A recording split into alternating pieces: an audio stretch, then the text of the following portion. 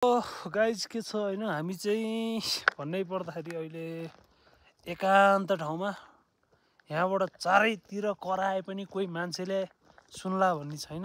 सुन्यो भने बाघ भालुले सुन्ला हैन। डाँडाको बिचमा पछाडिबाट यस्तो डाँडा छ हैन, अनि तलपट्टि यत्रो भिड छ। अनि हामी चाहिँ यो डाँडाको हैन टपमा पहिला यो खाल्टोबाट भन्दा नि बेसी आज त्यो चढेर अनि फेरि रोडै अहिले अब यताको राइड भइरहेछ हैन।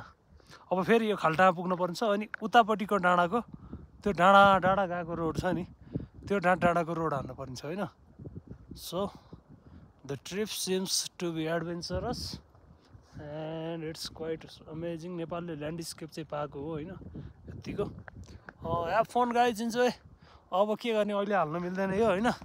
सो मिलाए बेला हालिदिउँला है त। ओके।